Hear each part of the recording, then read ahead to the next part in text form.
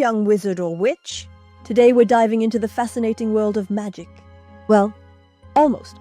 You've heard of Polyjuice Potion, right? That magical potion that lets you change your appearance? Well, in our very real world, there are also mysterious elements that can be transformed into a multitude of different things.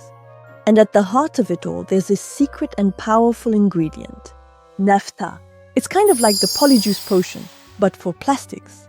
So hold on tight, because together we're going to discover how this magical ingredient, derived from petroleum, is transformed into everyday objects. It's a bit like casting a spell to make bottles, toys, and even garden furniture appear.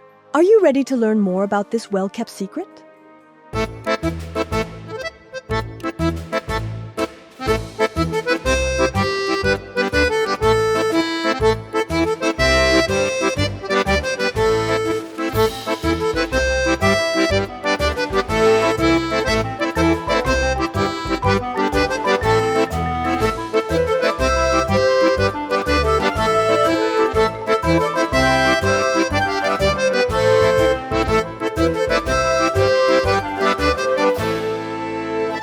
Do you remember our last video?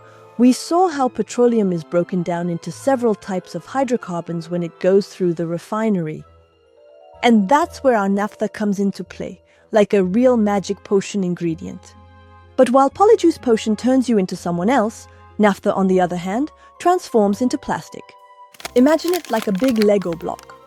On its own, you can't do much with it. But with a bit of magic, or rather, thanks to a process called cracking, we break this block apart to get smaller pieces, which are called monomers. And that's where the real transformation begins.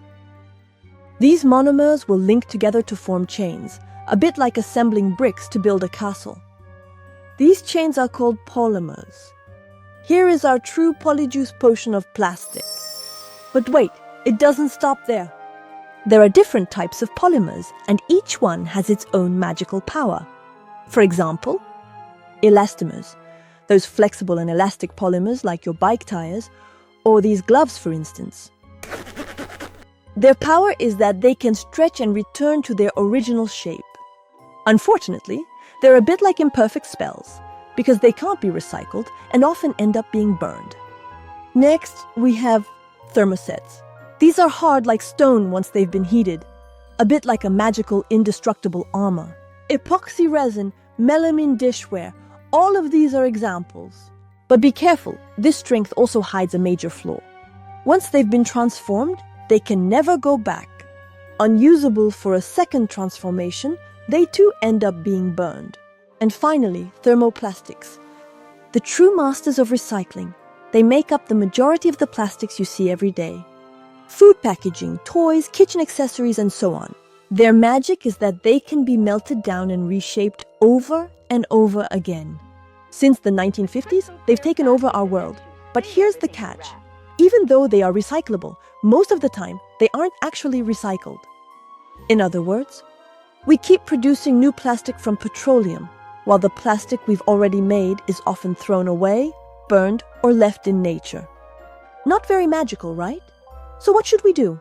Before we ask ourselves how to recycle better, I suggest we explore the different techniques used to create objects, because the same processes are used when recycling them. To learn more, open your activity book and join me in the next video for an absolutely delicious exploration. Together, we'll lift the veil on this mystery and find out how to transform our world through science and a little bit of magic. Have fun and Expecto, polymerum.